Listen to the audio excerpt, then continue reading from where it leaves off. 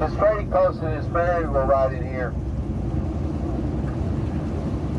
In John Ross's day, it was already a river port here, you know, in the late Cherokee period. They already had, at first, just keel boats. Keel boats were just wooden boats without propulsion. They just floated down with the current.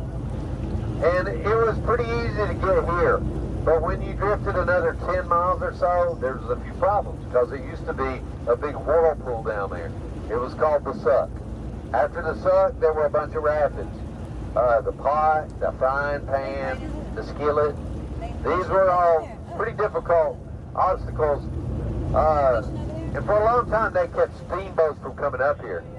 But eventually, a steamboat did make it. The Atlas came up here in 1828. And after she did it, other steamboats came. So Ross's Landing, by the end of the Cherokee period, was a pretty busy river port, steamboat port. But then after the Trail of Tears, the railroads came. So it became a railroad hub as well. So when the Civil War broke out and made it an important military target, there was a lot of fighting around here, and Chattanooga was captured in 1863 by Union troops, occupied for the rest of the war.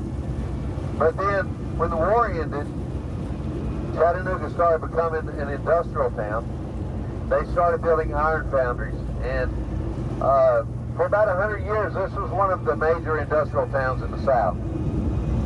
But 1969, Walter Cronkite, some of y'all probably remember him. Walter Cronkite went on the news one night. He said the most polluted city in the United States was Chattanooga, Tennessee. And right after that, they passed the Clean Air Act, the Clean Water Act.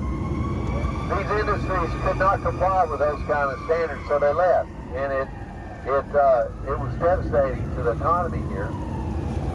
So in '83, they came up with a plan. City leaders came with an idea. They called it Vision 2000. They said by the year 2000, we're going to turn this place into a tourist destination.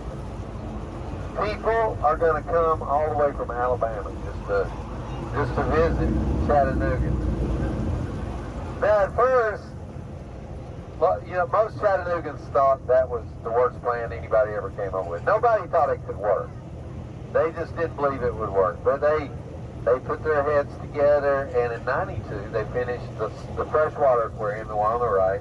It was a huge success. So they built up an ocean aquarium. They built the IMAX. They had their boat, and that's the aquarium, and it really was the catalyst that changed everything here.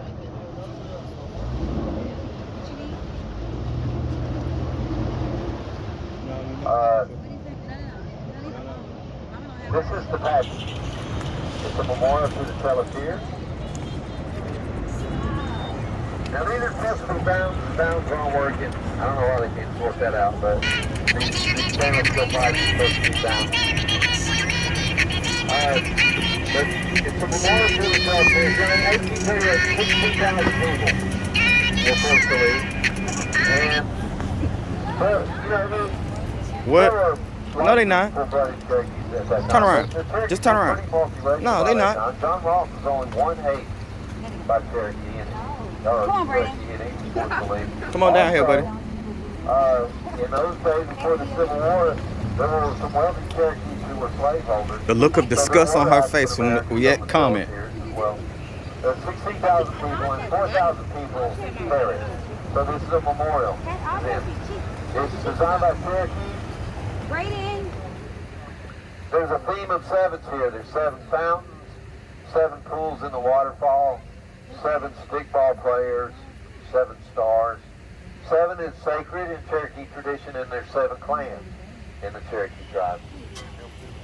Also, a little example of the Cherokee alphabet, which was invented by Pkwy. The bottom in the English, then in the middle phonetically in the Roman alphabet. Pkwy, that's John Ross's Cherokee name.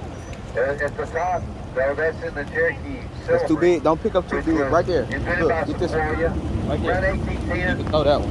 It was pretty brilliant what he did. Nah, this It is seems like a algae. lot, but the way it works is he identified every single sound, every single possible syllable. It depends. In the Cause some parts maybe it might be some drops in there. Speaker and you memorized No. every symbol. No, you can't.